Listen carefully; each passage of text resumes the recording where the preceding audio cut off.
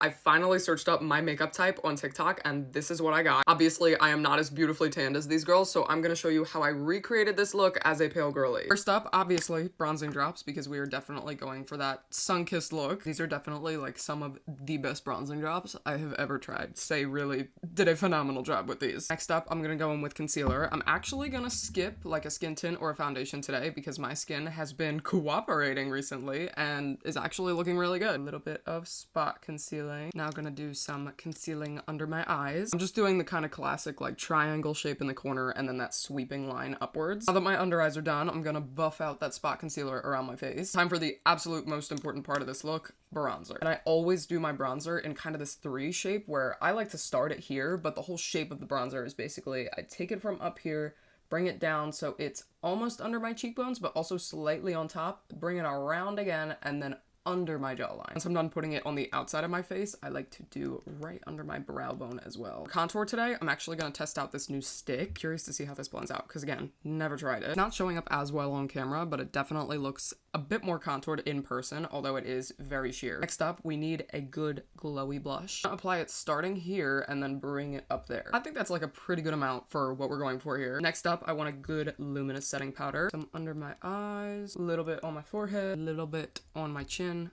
and also at like the base of my nose. Then I'm gonna set it. Hourglass actually just sent me this soft focus setting spray that I have not tried yet. So I'm gonna test it out on this look.